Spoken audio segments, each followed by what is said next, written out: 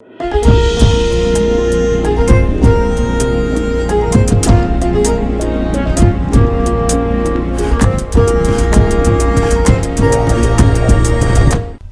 ጤና ይስጥልን የተከበራችሁ የፈታ ቤተሰቦች እንደምን አላችሁ? የዕለተ ዓርብ ምሽት መረጃዎችን ከዚህ አስከትለን እንነግራችኋለን።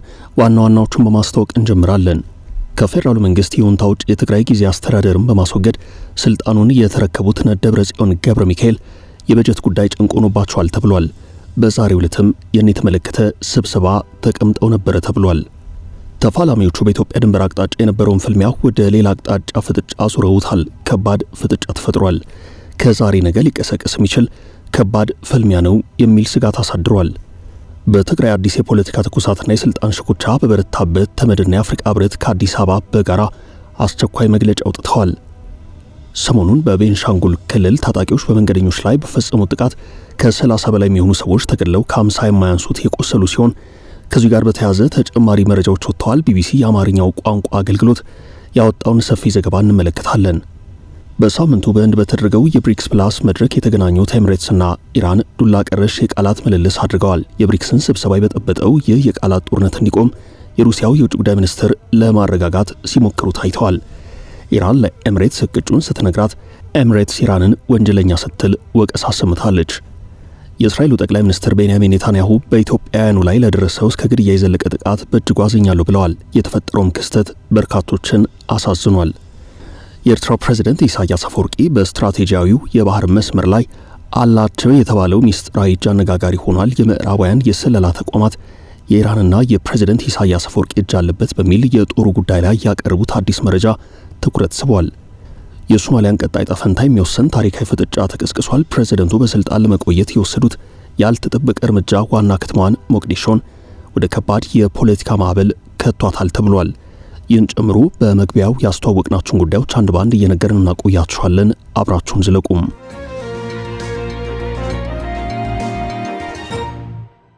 በነ ደብረጽዮን ጉዳይ ከአዲስ አበባ የተሰጠው አስቸኳይ መግለጫ በሰሜን ኢትዮጵያ ለሁለት ዓመታት የዘለቀውን አስከፊ ጦርነት ለማስቆም የተፈረመው የፕሪቶሪያው የሰላም ስምምነት ተፈጻሚ እንዲሆን የተባበሩት መንግስታት ድርጅት ተመድና የአፍሪካ ህብረት በጋራ ጠይቀዋል።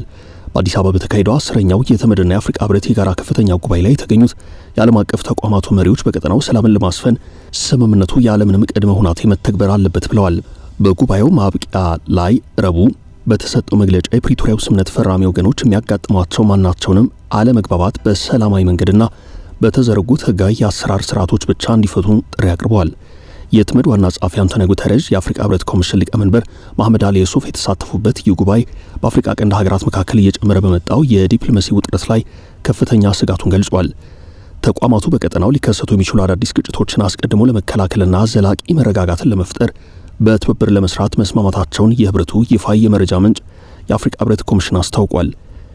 ሆኖም የሰላም ስምምነቱን አፈጻጸም በተመለከተ በፌደራሉ መንግስትና በትግራይ መሪዎች መካከል ያለው መተማመን አሁንም ጥያቄ ውስጥ መውደቁን ታዛቢዎች ይገልጻሉ። የዓለም አቀፍ ተቋማቱ የጋራ መግለጫ ያወጣው በህወሓት ሊቀመንበር ደብረጽዮን ገብረ ሚካኤል በኩል የፕሪቶሪያው ስምምነት ፈርሷል የሚል ይፋ አዋጅ በተነገረበት ወቅት ነው። ደብረጽዮን በትግራይ ክልል ፕሬዝዳንት ሆኖ መሾማቸውን ተከትሎ በአዲስ አበባና በመቀለ መካከል አዲስ የፖለቲካ ፍጥጫ እየታየ ሲሆን የፌደራሉ መንግስት ከዚህ ቀደም ስምምነቱን መሰረት ያደርጉ እርምጃዎች እንዲከበሩ ሲጠይቅ ቆይቷል።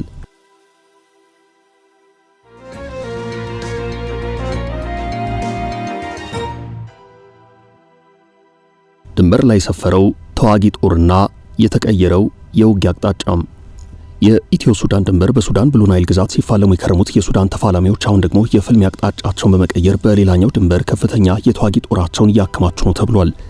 ከሳምንት በፊት ኢትዮጵያ በድሮን አጠቃችኝ ያለችው የጄኔራል አብዱልፋታህ አልቡርሃን ጦር በኢትዮጵያ ድንበር አቅጣጫ ከባድ ፍልሚያ ሲያደርግ ቆይቷል። ከሳምንት በፊት ኢትዮጵያ በድሮን አጠቃችኝ ያለው የጄኔራል አብዱልፋታህ አልቡርሃን ጦር በኢትዮጵያ ድንበር አቅጣጫ ከባድ ፍልሚያ ሲያደርግ ቆይቷል። አብዱልፋታህ አልቡርሃን የሚመሩት የሱዳን ብሔራዊ ጦርና በጄኔራል መሐመድ ሐምዳን ዳጋሎ የሚመራው የፈጥኖ ደራሽ ጦር በኢትዮጵያ ምዕራባዊ አቅጣጫ ከቤንሻንጉል ክልል ማዶ በብሉ ናይል ግዛት ላስጨራሽ ውጊያ ሲያደርጉ ነበረም።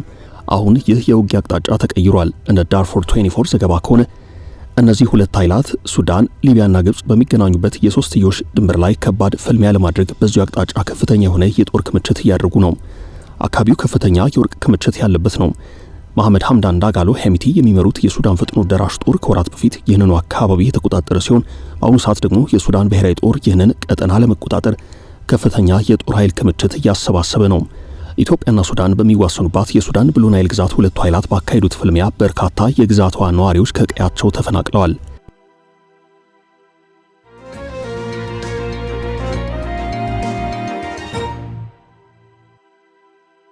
እነ ደብረጽዮን የበጀት ጭንቅ ውስጥ ገቡ ተባለም። የፕሪቶሪያውን ስምምነት ቀሪ በማድረግ የጊዜያዊ አስተዳደሩን በማፍረስ ያለ ፌደራል መንግስት ይሁንታ የትግራይ ክልላዊ መንግስትን እንደተቆጣጠሩ የሚነገሩ እነ ደብረጽዮንና ጓዶቻቸው የበጀት ጉዳይ እንዴት ነው በሚል ስብሰባ ተቀምጠዋል። ሰራተኛው ወርሃዊ ደሞዝ ያስፈልገዋል፣ መንግስት የሥራ ማስኬጃ በጀት ማግኘት ግድ ይለዋል። ትግራይን ከፌደራል መንግስት የነጠለው የነ ደብረጽዮን ክልላዊ መንግስት አሁን የበጀት ጉዳይ ፈታኝ ሆኖበታል ተብሏል። ክልሉ በጀት የሚመድበው ከሁለት ምንጭ ነው። አንደኛው ከራሱ ከሚሰበስበው ገቢ ሲሆን ሌላኛው ደግሞ ከፌደራሉ መንግስት በሚመደብ የድጎማ በጀት ነው። ባለው ቀመርና አሰራር መሰረት ትግራይ እንደ ሌሎቹ ክልሎች በዚሁ የበጀት ቀመር የምትመራ ሲሆን በተለያዩ ጊዜያት በአቶ ጌታቸው ረዳና በሌተናል ጄኔራል ታደሰ ወረደ ሲመራ የነበረው የትግራይ ጊዜ አስተዳደር ሲከተል የነበረው ይህን አሰራር ነው። ሆኖም አሁን የትግራይ ጊዜ አስተዳደር ያለ ፌደራሉ መንግስት ቀሪ ተደርጎ ክልላዊ መንግስቱን የተቆጣጠረው የነ ደብረጽዮን የትግራይ በጀት ጉዳይ በምን መልኩ መቀጠል አለበት በሚለው ላይ ለመምከር ስብሰባ ተቀምጧል። በዚህ መሃል በዛሬው ዕለት የደብረጽዮን ስልጣን ምንጭ ነው የተባለው የትግራይ ምክር ቤት ንዑስ ክፍል ከበጀትና ከተለያዩ ጉዳዮች ጋር በተያያዘ ውሳኔዎችን በማሳለፍ አቅጣጫ አስቀምጧል። ኮሚቴው የተቋረጠውን በጀትና የመንግስት ሰራተኞችን ደሞዝ፣ በህዝብ ትራንስፖርት ላይ ያለውን ችግር ለማቃለል ስለሚወሰዱ መፍትሄዎች ለመነጋገር ነው መደበኛ ስብሰባ አካሂዷል የተባለው። ውሳኔዎችን አሳልፎ አቅጣጫ አስቀምጧል የተባለ ሲሆን ምን አይነት ውሳኔ ተላለፈ፣ የተቀመጠው አቅጣጫ ምንድነው በሚለው ጉዳይ ዙሪያ ግን ግልጽ መረጃ የለም።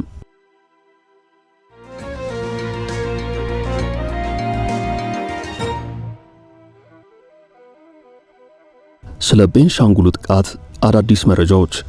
ሰሞኑን በቤንሻንጉል ክልል ታጣቂዎች በመንገደኞች ላይ በፈጸሙ ጥቃት ከ30 የማያንሱ ሰዎች ተገድለው ከ50 በላይ ሰዎች የቆሰሉ ሲሆን ከዚህ ጋር የተያዙ አዳዲስ መረጃዎች እየወጡ ነው። ቢቢሲ አማርኛው ቋንቋ አገልግሎት ጥቃቱን የፈጸሙት ከዚህ ቀደም ሰላም አውርደናል በማለት የገቡት የጉምዝ አንድነት ኃይል የተባለ ታጣቂ ቡድን አባላት ናቸው ሲል አስነብቧል። የተጎጂዎችን ቤተሰቦችና የሆስፒታል መረጃዎችን ዋቢ ያደርገው ዘገባው በጥቃቱ እስከ 35 የሚሆኑ ሰላማዊ ሰዎች መገደላቸውን፣ ከ50 በላይ ሰዎች ደግሞ መቁሰላቸውን፣ ተሽከርካሪዎች መቃጠላቸውን አመላክቷል። ከአካባቢው ተመርጠው የህዝብ ተወካዮች ምክር ቤት አባል የሆኑት መብራቱ አለሙ ጥቃቱን በቅርብ ጊዜ ከተፈጸሙት ሁሉ አስከፊው ነው ብለውታል። ጥቃቱ የተፈጸመው ወደ መተከል ዞን ዋና ከተማ ግልገል በለስ እየተጓዙ በነበሩ 4 ተሽከርካሪዎች ላይ በዳንጉርና ጉባ ወረዳዎች መካከል አይሲዲ ቀበሌ ወይንም አፍሪካ እርሻ ልማት በተባለ ስፍራ ነው። ታጣቂዎቹ ጥቃቱን ያደረሱት በተለምዶ ቅጥቅጥ በሚባል የህዝብ ማመላለሻ ተሽከርካሪ ላይ ሲጓዙ በነበሩ ተሳፋሪዎች አስወርደው ዘረፋ ከፈጸሙ በኋላ የተኩስ እሩምታ ከፍተው ግድያውን ፈጽመዋል። ከሟቾች መካከል ዳይመንድ ዮሐንስ የተባለ የ4 ዓመት ህፃንና ፀሐይነሽ አሚሳ የተባለች እናት እንደሚገኙበት የዓይን እማኞች ለወሬ ምንጩ ተናግረዋል።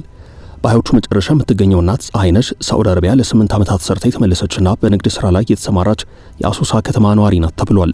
እነዚህ ታጣቂዎች ወደ ሱዳን ግዛት እየገቡ የሚወጡ ናቸው። ከዚህ ቀደምም በተመሳሳይ በቤንሻንጉል ክልል ግልገል በለስ ከተማ የሚገኝ አንድ ማረሚያ ቤት ላይ ጥቃት በመሰንዘር የታሰሩ አባላቶቻቸውን ለማስለቀቅ ሞክረው ነበረ ተብሏል።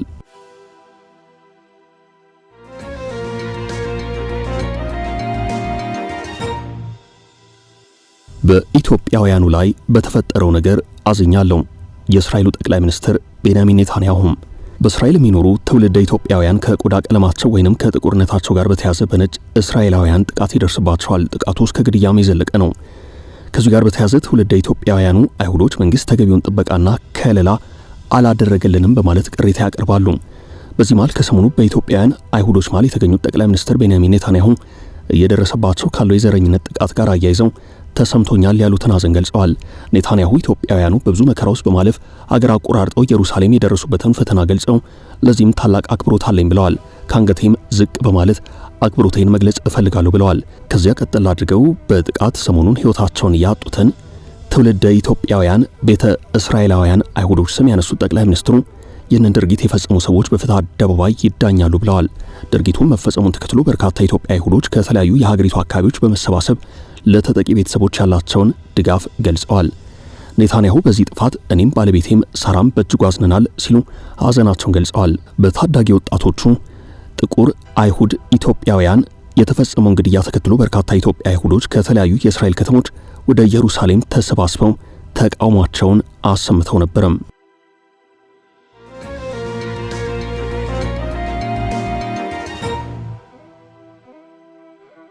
የኢራንና የኤምሬትስ ባለስልጣናት ዱላ ቀረሽ ትንቅንቅ። የተባበሩት አረብ ኤምሬቶች በድብቅ ኢራን ላይ ጥቃቶችን ስትፈጽም እንደነበር ከተገለጠ ወዲህ በቴህራንና በአቡዳቢ መካከል ከፍተኛ ውዝግብ ተፈጥሯል። የአሜሪካ ጦር መናኸሪያ በመሆኗ ምክንያት ኢራን ኤምሬትስን ኢላማ ማድረጓንና በአሜሪካ እስራኤል ኢራን ጦርነት ወቅት ቴህራን በርካታ ጥቃቶችን በኤምሬትስ ላይ ማሳረፏ ይታወሳል። ለዚህ የቴህራን ማብራሪያ ኢላማ ያደረኩት ኤምሬትስን ሳይሆን የአሜሪካንን ጦር ነው የሚል ምላሽ ተሰጥቶ ነበርም። ታዲያ ከሰሞኑ በኢራን ላይ ይደርሱ የነበሩ ሚስጥራዊ ጥቃቶች ከኤምሬትስ የመጡ መሆናቸው መጋለጡን ተከትሎ ሌላ ውዝግብ ተነስቷል።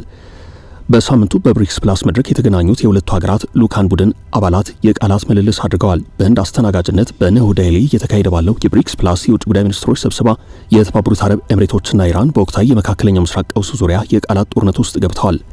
መናቆሩ ከማየሉ የተነሳ የሩሲያ የውጭ ጉዳይ ሚኒስትር ሰርጌይ ላቭሮቭ ጣልቃ በመግባት ለማስቆም ሞክረዋል።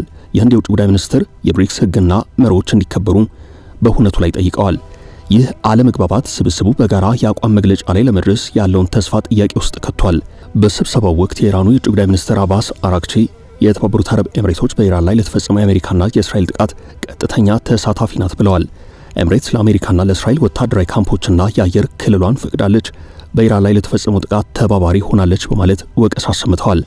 አራግቺ ለደህንነታችሁ እስራኤልን ወይንም አሜሪካንን የምታምኑ ከሆነ ውጤቱ ይኸው ነው በሚል ኤምሬትስን ኮንነዋል። የተባበሩት አረብ ኤምሬቶች ወኪል ካሊፋ ሻሂን አልማራር ለአራግቺ በኃይለ ቃል ምላሽ የሰጡ ሲሆን ኢራን በጎረቤት ሀገራት ላይ ጥቃት ለመፈጸም ቀጠናውን በመረበሽ ወንጀለኝነቷን አሳይታለች ብለዋል። በስብሰባው በሁለቱ ሀገራት ተወካዮች መካከል ያለው የኃይል ቃል ምልልስ እያየለ በመምጣቱ የሩሲያው የውጭ ጉዳይ ሚኒስትር ሰርጌይ ላቭሮቭ በመሃል በመግባት ይህንኑ ትንቅንቅ አስቁመዋል። ላቭሮቭ ሁለቱ ተወካዮች እንዲረጋጉ ሲገስጹ፣ የህንድ የውጭ ጉዳይ ሚኒስትር ደግሞ አዳዲስ አባላት የብሪክስ ፕላስን የጋራ ስምምነት መርህ እንዲያከብሩ ጠይቀዋል። ይህ ክስተት ኢትዮጵያ፣ ግብጽ፣ ኢራን እና የተባበሩት አረብ ኤምሬቶችን አዳዲስ አባላት አድርጎ በቅርቡ የቀላቀለው የብሪክስ ጥምረት በአባላቱ መካከል ያለውን የጂኦፖለቲካ ልዩነት ያፈጠጠበትና ህብረቱ ግልጽ የሆነ ልዩነት ያላቸው ሀገራት ስብስብ መሆኑን ያሳየ እንደሆነ ተንታኞች እየተናገሩ ነው።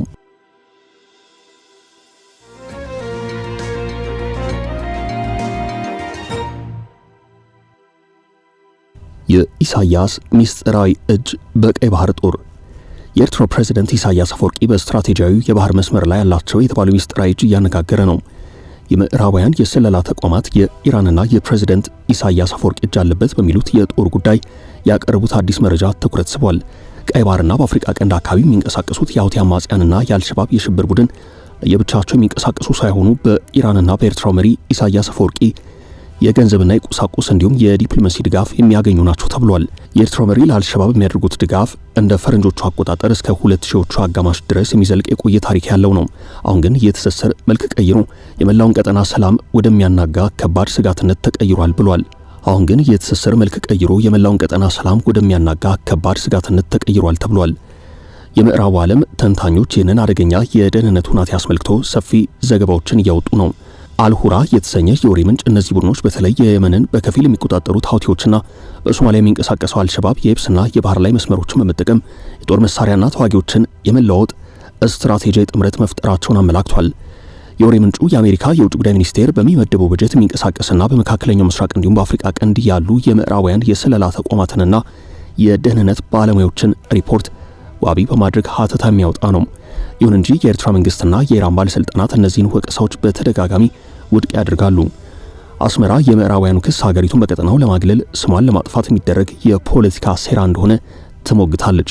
በኤርትራ በኩል ከማንኛውም ጽንፈኛ ቡድን ጋር ጥምረት የመፍጠር ፍላጎት እንደሌለም ይነገራል። በሌላ በኩል ይህ የሶስትዮሽ ትስስር ኢራን፣ ኤርትራና አማጺ ኃይላቱ በአፍሪካ ቀንድ ላይ ያሳደሩት ያለው ተጽዕኖ የጎረቤት ሀገራትን በተለይም የኢትዮጵያና የሶማሊያን ብሔራዊ ደህንነት በቀጥታ የሚፈታተን ሆኗል። ምዕራባውያኑ በቀይ ባህር ቀጠና ባላቸው ጥቅም ላይም አደጋ የደቀነ ነው። በሱዳን እየተካሄደ ያለው የእርስ በርስ ጦርነትና በሶማሊያ ያለው አለመረጋጋት ለዚህ መረብ መፋጠን መስፋፋት አመቺ ሁናቴን የፈጠረ ነው። ዓለም አቀፉ ማህበረሰብ በኤርትራና በኢራን ላይ ጠንከር ያለ ማዕቀብና ቁጥጥር ካላደረገ ቀውስ ሊባባስ እንደሚችል ተነግሯል። ታዲያ ከሰሞኑ ዋሽንግተን ወደ አስመራ ጠጋውን የማብዛቷ ጉዳይ ይህን በኤርትራና በኢራን መካከል ያለውን ጥምረት ለመስበርና በቀይ ባህር ቀጠና አስተማማኝ ደህንነት ለመፍጠር ያለመ የኢራንን ተጽዕኖ ለመገደብ ውጥን የተያዘበት ስለመሆኑ የሰፋ ግምት አለ።